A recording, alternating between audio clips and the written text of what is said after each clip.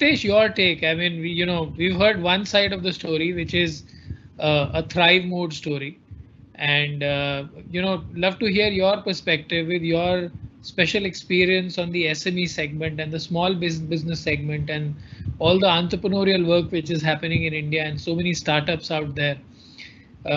How do you see the challenges for these organizations, and how in your view are leaders of these organizations coping up? What are they coming to you for? What's your take on that? Thank you, Gaurav. Happy to hear some good stories in these times, like what Joy shared. And thank you for this question. What I'll do is I'll try to answer this question in two perspectives. My own perspective as an HR leader in one such organization, and also a little bit of a view from my role as a consultant. So, and I'll try to answer specifically from a challenge in the performance area. So the performance management typically, traditionally, we were all practicing it as a series of actions between strategic thrusts and annual operating plans, specific role objectives, key results, etc., measures, evaluation results, and rewards. But the whole edifice of this performance thing was built on a certain clarity about the end of your goals and the strategy that the organization was going to deploy to reach there. Today, both the long-term goals and the strategic clarity both have disappeared.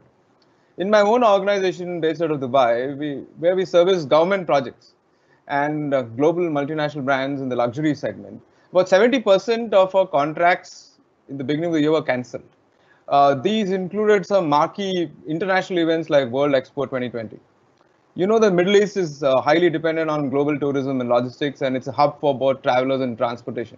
And with no visible business even in the future, we were forced to deploy a mix of furlough and layoff measures for our workers and staff to stay organizationally viable.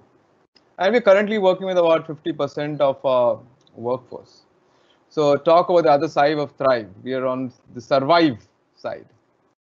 We are struggling to keep the motivation high in an environment when the traditional motivating factors like role clarity and task significance and task identity, these are all absent. And rewards are scanty and absent. We are also facing the big challenge of keeping the staff and workers who are on furlough also motivated, because someday they have to come back and they're on subsistence pay right now. And when they are going to return to work, it's going to be a totally different workplace. They're not going to be highly productive and ready for the world as they were familiar with. So as a leader and leaders like me who are in similar organizations, the biggest challenge is to rapidly come up with something to get the organization back to the same level of functioning with less than half the previous revenue. No certainty about the future, and all known ways of dealing with performance having become ineffective or outdated. So MSME leaders today have to be supremely sensitive to the fact that they have limited resources, no reference role model to deal with this kind of unprecedented change, and very few options for performance levers. So earlier, I'd like to tell some of the people who work with me that performance management is like a lot like driving a car. Now, we had roads with potholes even then, but if we kept our eyes on the traffic, the dashboard, and the road, we could drive and reach our destination safely and surely. But today, performance is like managing performance is like piloting a plane through turbulent, cloudy days. There are so many variables the leader has to be mindful of. So many internal factors and totally dynamic, ever-changing external factors. And unfortunately, there is no ATS to guide us to a soft and sure landing. That's where we are, Gaurav. Jithesh, your views on how do we make sure that from your insights, that what are some suggestions you'll have for even smaller outfit organizational perspective, that how do they even can continue to measure performance and ensure that they are on the right path, and yes, of course, be able to ensure that the rewards are aligned to that right path? I know it's a very tough question, but I can give you a full 2 minutes to answer it.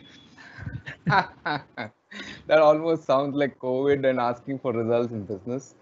Thank you, Gaurav, for the interesting question. Yes, I do have some insights on this coming from a work both in the MSME sector and the larger organization. So the classic performance management model, of course, we've seen that it's not working, and the COVID-struck world, it's very difficult to look at how to do performance in so more classic way.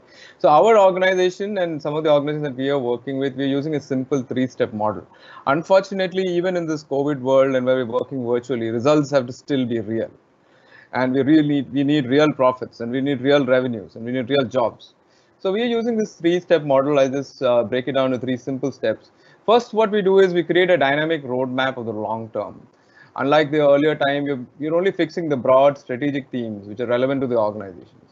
We educate the workforce, the leadership, the middle management, and the frontline teams that these strategic themes are indeed volatile and dynamic. And with each passing day and emerging reality, the themes are likely to slightly change course. The first point is about fixing strategic themes and not goals, hardcore goals. Secondly, what we're trying to do is what we call daily standards of work. So these daily standards of work are linked to the strategic themes that we spoke of earlier in the first point, and then team members are encouraged to produce high quality outcomes against these daily standards of work. We also have introduced a lot of near-term gratification rewards to those who deliver these daily standards of work consistently, because a quarter, a month and all seems like a very long period. And thirdly, which is the most important part, is we need to not just work on work-related metrics, we also have to face and focus change adaptation and change enablement metrics. What I mean by that is how much is the workforce requiring help in adapting to these changes? Who is an early adopter? Who is a laggard? Who needs more autonomy to adapt? And who needs more guidance? It's important to identify these measures and support these responses to change. And lastly, talking about rewards, we believe that in new age performance management systems, we'll have to be more humane. In an age where classic standards of evaluation of performance are not so relevant, reward systems may have to become more humane. And differential rewards may have to be given to employees depending on their existential state in the organization, their existential status of what is going on in their lives, overriding classic metric. It's not very easy.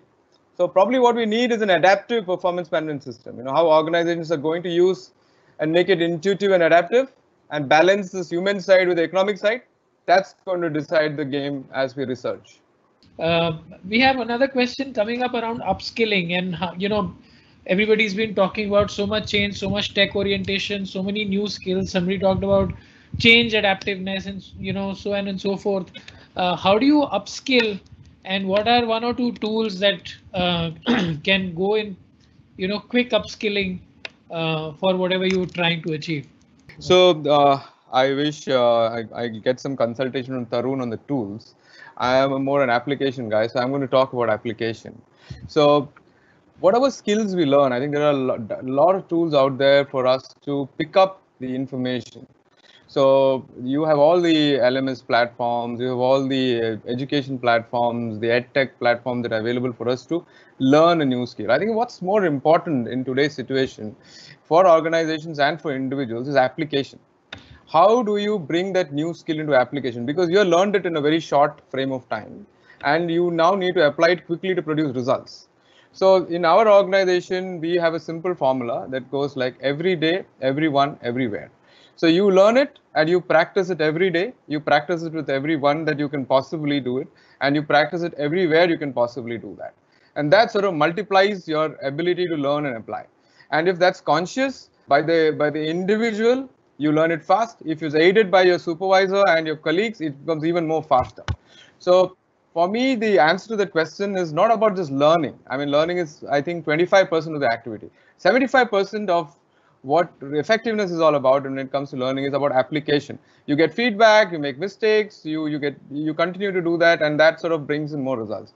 So application of learning with your colleagues, you co-creating your next skill. That would be my response to that.